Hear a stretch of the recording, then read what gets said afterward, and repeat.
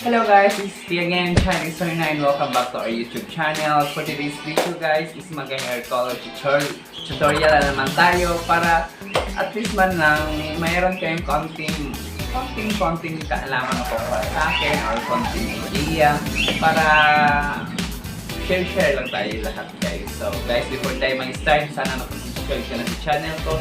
Subscribe mo na ako, i-click mo na ang red button yan sa baba, sabay mo na rin ang bell button para always ka na mga update sa bago kong video i-upload. So guys ha, mag-start na tayo, subscribe mo na ako. So, keep on watching! Ito guys, yung hair ng kukulayan natin, ng ating client. As you can see, nakikita nyo guys na madami siyang puting buhok. So, ang gusto naman niya sana guys is black. Sabi ko na, nag-suggest naman din ako sa kanya, baka gusto niya ng dark brown or brown black para at least hindi siya masyadong itim tingnan. So, yun na ang kulay namin guys, dark brown or brown black na nasa sa inyo na yan kung anong tawag. So, mag-start na kami guys mamaya. Just keep watching guys.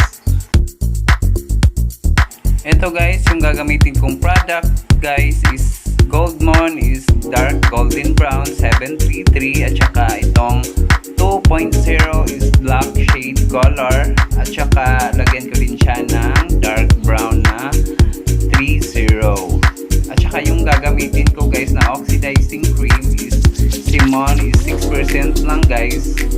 Yan guys, 6% lang. Ito guys, ilalagay na natin ang pangkulay natin.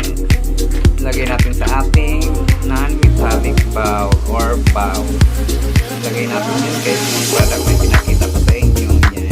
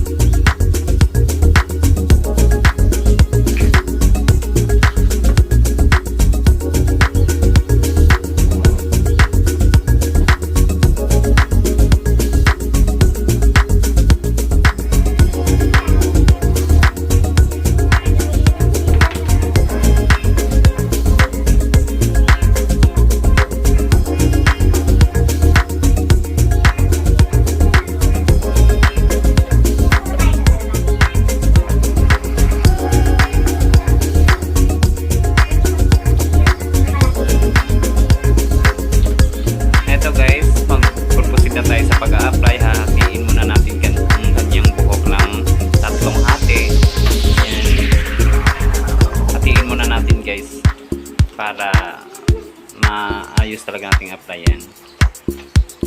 At saka ito guys, magpo-proceed na tayo sa pag-a-apply. At saka pag-a-apply din ito guys. At saka sa likodan din ng kanyang buhok, wala naman siyang masyadong white hair, kaya hindi ko naman siya niro-rototip dito. Yung konting lang, hindi ko masyado siyang sinagat masyado. Pero ang dapat pag-apply dyan guys, rototip talaga siya guys ha. Apply lang guys, apply, station by station.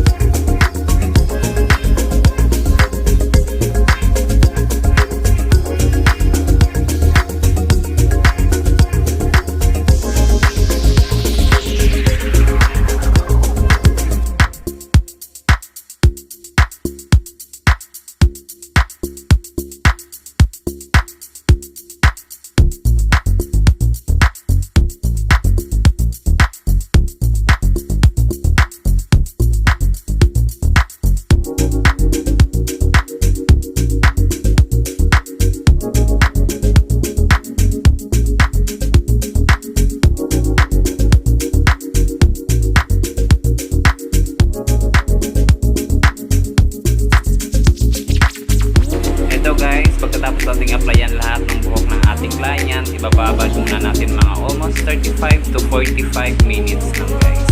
Saka natin siya babanlawan. Eto guys, natapos ko na siyang nabanlawan kanina ng after na umabot kami ng 50 minutes at saka pinanawan ko na siya. At saka huwag natin kalimutan guys na lagyan natin ng treatment or any treatment na lang kung anong meron dyan. At saka i-planchahin na natin. I-planchahin ko na siya guys.